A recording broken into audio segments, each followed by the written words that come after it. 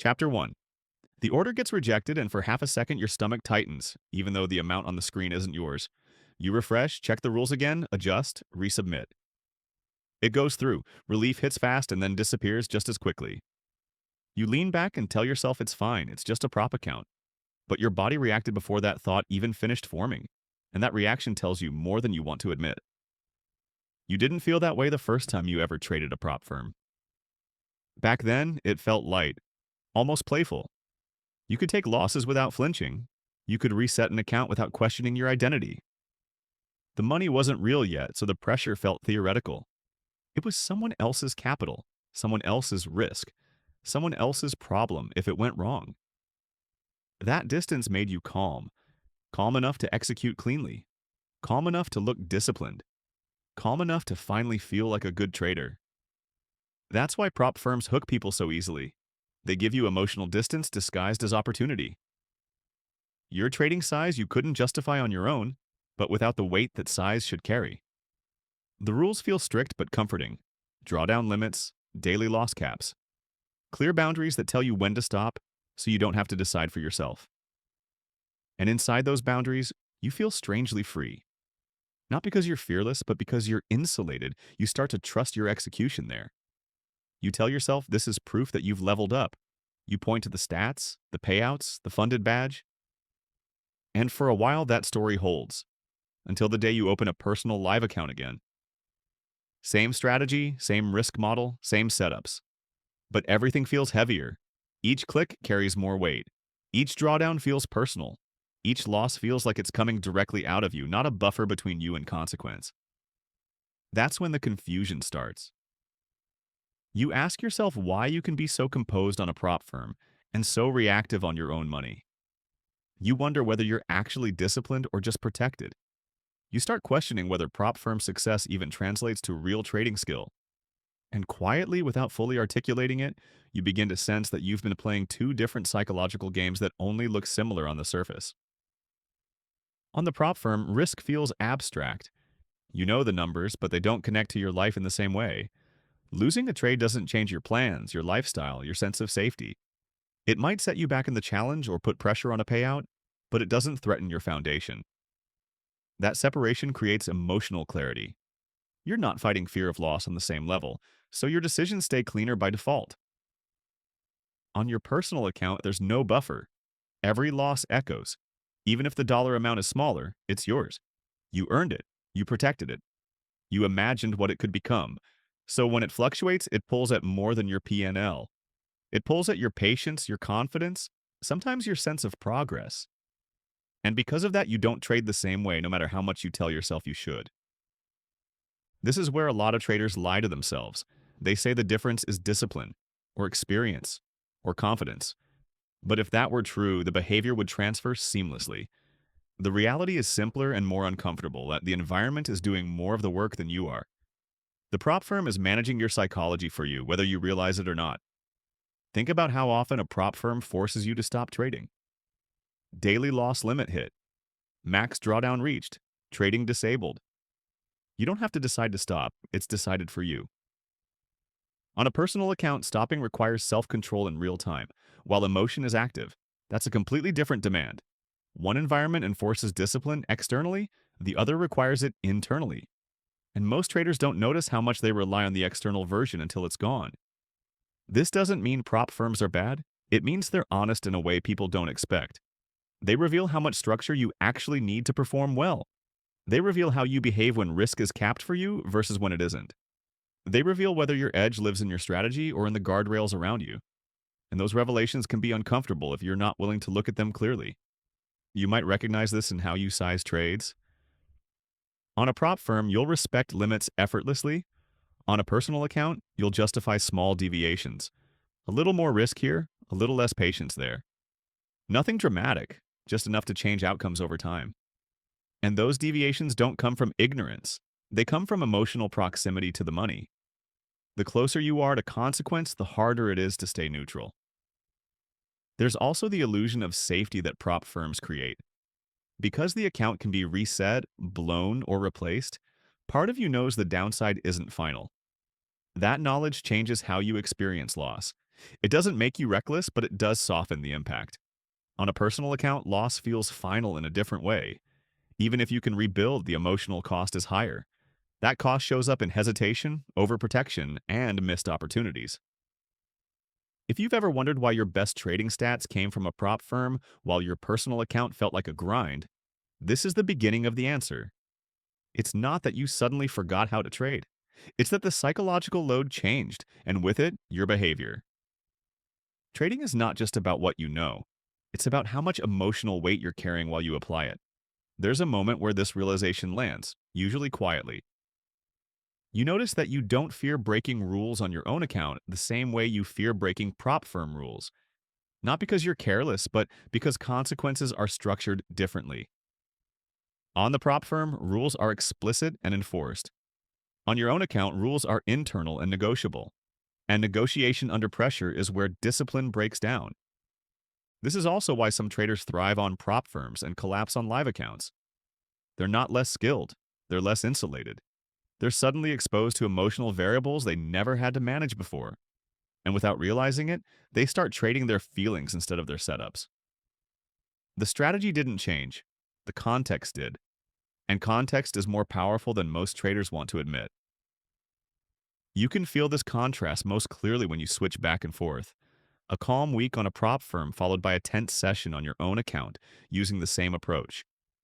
The difference is obvious if you're willing to see it. One environment keeps you regulated. The other tests whether you can regulate yourself. And that test is where most people struggle. If you're watching this and thinking about your own experience, about how confident you felt on one and how shaky you felt on the other, pause and like the video. Not because this is comfortable, but because it's accurate. Accuracy matters here more than motivation. You can't fix what you refuse to see. This isn't about choosing sides. It's about understanding the game you're actually playing in each environment. Because until you do, you'll keep wondering why success feels conditional, why it shows up in one place and disappears in another. And that confusion will quietly eat at your confidence, even if your strategy is solid. In the next chapter, we're going to sit inside that contrast more deeply. What prop firms give you psychologically, what they quietly take away, and how trading your own money exposes parts of you that no evaluation ever will. Not as a warning, but as clarity.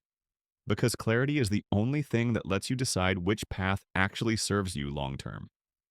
Chapter 2. There's a strange comfort that comes from knowing exactly where the edge of the cliff is. On a prop firm, it's drawn for you. The numbers are clear. The rules are written. You know how far you can fall before something stops you. That knowledge settles your nervous system even if you don't consciously think about it. You trade knowing that someone else has already decided where the pain ends. And because that decision isn't yours to make in the moment, you're spared one of the hardest parts of trading, deciding when enough is enough while emotion is active. That's why so many traders feel sharper inside prop firm environments. It's not that they suddenly became disciplined, it's that discipline was partially outsourced. The firm enforces restraint for you. It cuts you off before frustration turns into damage. It removes the possibility of catastrophic overreaction. And when that safety net exists, your mind stays clearer. You don't have to constantly negotiate with yourself about whether to keep going. The negotiation is already resolved. On your personal account, that negotiation never ends. There's no external line in the sand. Even if you set rules, they live inside you. And rules that live inside you are subject to interpretation when pressure rises. You tell yourself you'll stop after 2 losses, but then the third setup looks perfect. You promise not to size up, but you're down for the day and feel justified making it back. Nothing forces you to stop. Everything invites you to continue. And that invitation is dangerous when your emotional state is compromised. This is where the illusion of freedom starts to crack. Trading your own account feels like freedom on the surface. No restrictions, no evaluations, no resets. But that freedom comes with a cost. You are responsible for every boundary, every stop, every decision to walk away. That responsibility sounds empowering until you experience it under pressure. When emotions are high, freedom turns into burden, and burden distorts judgment. Prop firms remove that burden in subtle ways. They decide when you're done for the day. They decide how much you're allowed to lose. They decide what happens if you break the rules. You don't have to wrestle with those decisions internally. You just comply. That compliance creates calm. Calm creates consistency. And consistency looks like skill even when it's being supported externally. This is why traders often mistake prop firm success for proof that they're ready to trade large personal capital. They assume the behavior will transfer automatically, but the behavior was never operating in a vacuum. It was being held in place by structure. Remove the structure and the behavior changes, not because the trader suddenly forgot what to do, but because the psychological demands increased dramatically. You can feel this shift the moment you take a loss on your own account. The loss doesn't just register as a number, it triggers thoughts about time invested, about opportunity cost, about what that money represented before you put it at risk. Those thoughts don't show up the same way on a prop firm. There, a loss is part of a game with clear parameters. On your own account, a loss feels like erosion. And erosion creates urgency to protect or recover, both of which interfere with clean execution. There's also a different relationship to resets. On a prop firm, blowing an account feels contained. You might be frustrated, but you know the path forward. Buy another challenge. Start again. The narrative stays intact. On a personal account, blowing an account can feel like failure in a deeper sense. It questions competence. It questions discipline. It questions whether this is worth continuing. That existential weight changes how you trade long before anything actually blows up. Because of that, many traders become more conservative on their own accounts in ways that hurt performance. They cut winners early. They hesitate on valid setups. They avoid taking trades that feel too risky even when the math supports them. They're not managing risk better. They're managing fear. And fear-driven risk management looks like discipline on the surface while quietly undermining expectancy underneath. At the same time, others swing the opposite direction. They take more risk on personal accounts out of frustration. They feel like they should be further along. They feel pressure to make the account worth it. They push when they shouldn't. They override rules they followed easily on prop firms. The same trader can oscillate between overprotection and overaggression, depending on emotional state. The common thread isn't lack of knowledge, it's lack of containment. This is where people start blaming themselves harshly. They call it weak mindset, poor discipline, lack of confidence. But those labels miss the real issue. The environment changed, and the environment matters more than most traders want to admit. Humans are context sensitive. We behave differently when consequences are framed differently. Pretending otherwise doesn't make you strong. It just makes you confused when behavior shifts unexpectedly. Prop firms create an artificial environment where consequences are delayed, capped, and shared. Personal accounts create an environment where consequences are immediate, uncapped, and personal. Expecting the same psychological response in both environments is unrealistic. It's like expecting someone to perform the same under a practice drill and a live fire exercise without acknowledging the difference in stakes. The skills overlap, but the pressure does not. This doesn't mean one environment is superior, it means they train different aspects of a trader.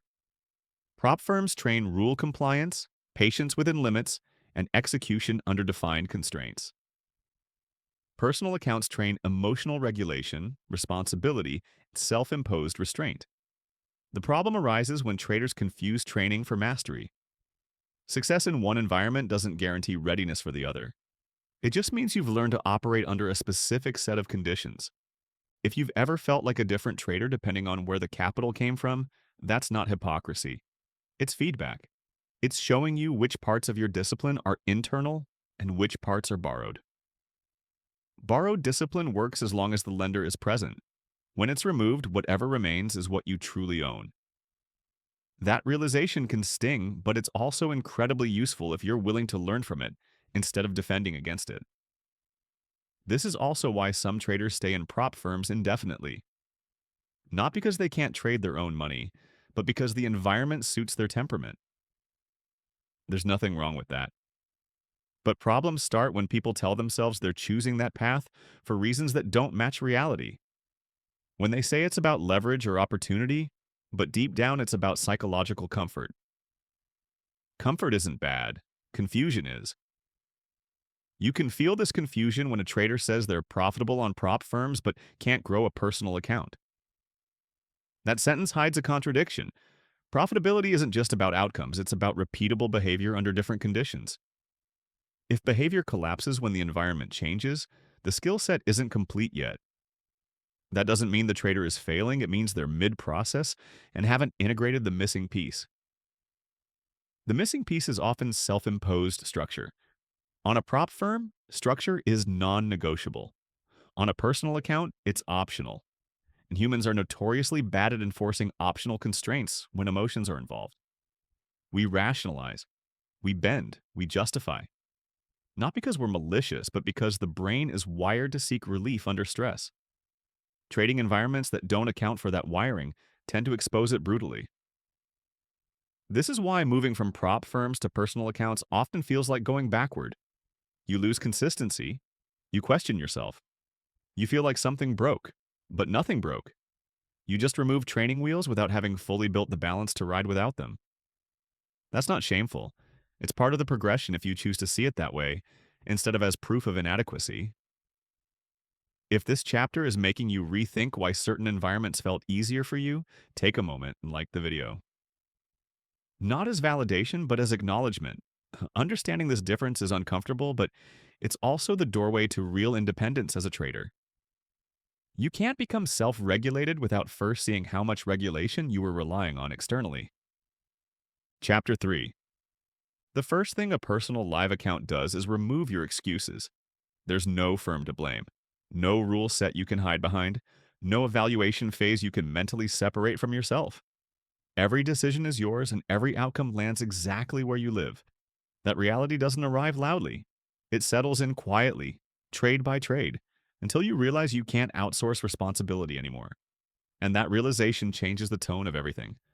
On your own account, you start noticing thoughts you didn't hear before, thoughts about timing, about whether now is the right moment, about whether this trade really deserves your capital today. Those thoughts aren't analytical, they're protective. They're trying to preserve something that matters to you beyond performance metrics. And because they're tied to self-preservation, they carry more weight than any rule you wrote down when you were calm. This is where trading stops being a technical exercise and becomes a psychological one. You're no longer just executing a strategy. You're managing your relationship with risk, with uncertainty, with yourself. The market hasn't changed, but the mirror has moved closer. You can't look away as easily. Every hesitation tells you something. Every impulse tells you something. And those signals don't lie even when you wish they would. You might notice that your rules feel weaker here, not because they're poorly designed, but because they aren't enforced. On a prop firm, rules exist outside you. On your own account, they exist inside you. And internal rules are fragile under emotional pressure. They compete with fear, with hope, with the desire to feel relief. When those forces show up, rules don't disappear. They get negotiated. And negotiation is where consistency erodes. This is also where identity gets involved. On a prop firm, you can tell yourself you're still proving something, still in process, still working toward the real thing. On a personal account, the real thing is already happening. There's no buffer between who you are and what you do. That closeness can be unsettling. Losses feel more personal, wins feel more significant.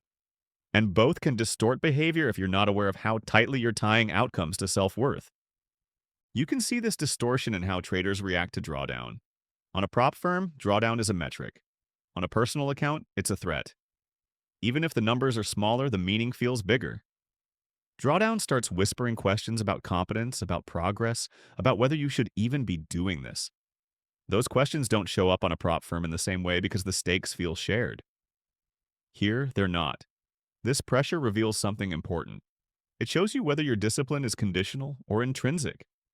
Conditional discipline works when rules are enforced externally.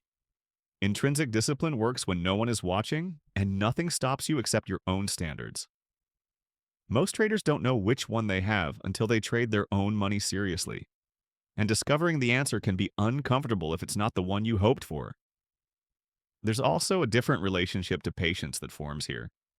On a prop firm, patience is often rewarded because the environment encourages it. You know you can't exceed certain limits, so waiting feels safe. On a personal account, waiting can feel like stagnation. You start calculating time differently. Days without trades feel wasted. Opportunities feel scarce. Scarcity creates pressure, and pressure pushes you to act when you shouldn't. You might recognize this in how you start forcing activity. taking trades that almost fit, adjusting criteria slightly, telling yourself you're being flexible when you're really being impatient. These decisions don't feel reckless, they feel reasonable in the moment. That's what makes them dangerous. They don't announce themselves as mistakes, they masquerade as adaptation. This is also where emotional endurance gets tested. On a prop firm, bad days are contained by rules. On your own account, bad days can stretch indefinitely if you let them. You have to decide when to stop. You have to decide when your state is compromised. You have to decide when stepping away is the right move. Those decisions are easy to describe and hard to make when money is on the line and your ego is involved. What's happening here is not a failure of strategy. It's a failure of containment. Prop firms contain your behavior through structure. Personal accounts require you to contain yourself. That containment doesn't come naturally. It's learned through discomfort, through sitting with losses without reacting, through allowing missed opportunities without chasing, through choosing inaction when action would feel better emotionally but worse strategically. This is why personal accounts feel harder even when the risk is lower. The psychological load is higher. You're carrying responsibility without a safety net.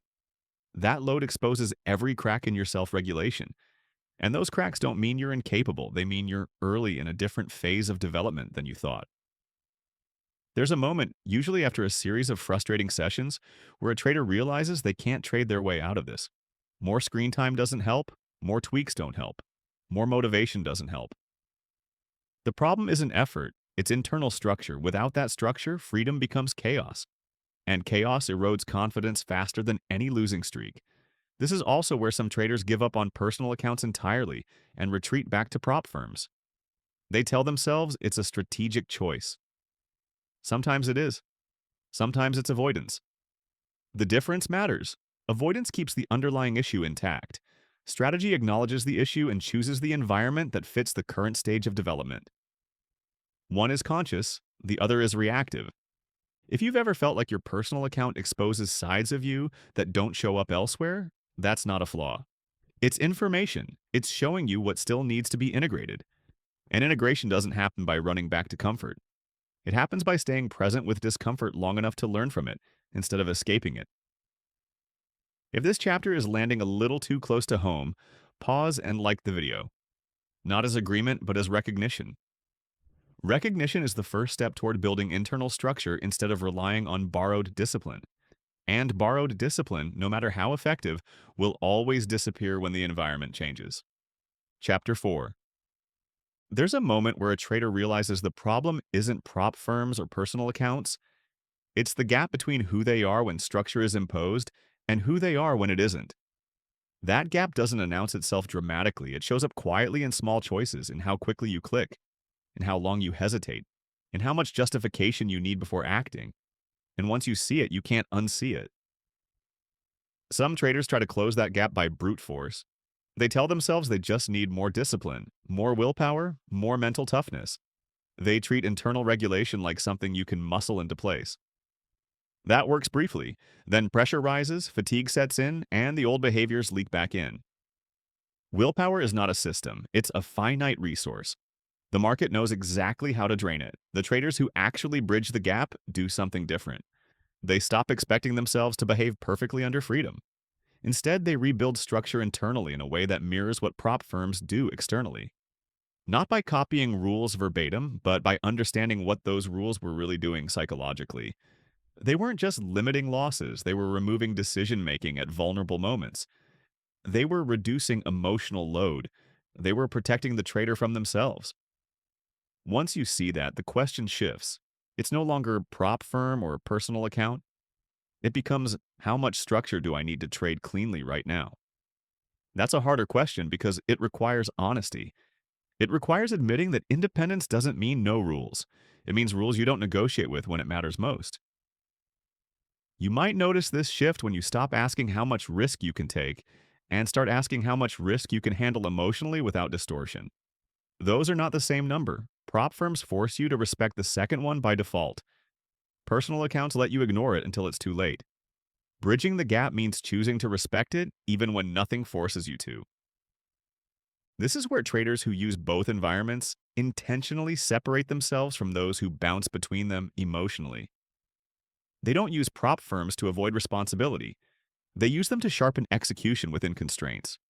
And when they trade personal accounts, they deliberately recreate constraints that protect their state. Not loosely, not when it's convenient. Rigidly, because they've learned what happens when they don't. You can see this in how they stop trading for the day. Not after damage, but before it. They don't wait to feel out of control. They stop at the first sign of internal drift. Restlessness, urgency, the desire to make something happen. Those signals become non-negotiable exit criteria. Not because the market is bad, but because the trader is no longer in a state to engage cleanly. Most people resist this because it feels limiting. It feels like giving something up. But what they're actually giving up is the illusion of unlimited opportunity. And that illusion was never helping them. It was just creating pressure to act. Real opportunity doesn't disappear because you stop trading for the day. It reappears when you're regulated enough to take it properly. This is also where traders stop romanticizing prop firms. They stop seeing them as shortcuts or saviors. They see them as environments with specific benefits and specific costs. Benefits include external discipline, emotional insulation, and clarity under constraints. Costs include dependency, delayed emotional development, and difficulty transferring skill to unstructured environments. Neither side is evil, neither side is complete on its own. The danger is staying in one environment long enough that you never develop the skills the other requires. Staying only in prop firms can stunt emotional ownership. Staying only in personal accounts without structure can erode confidence and consistency.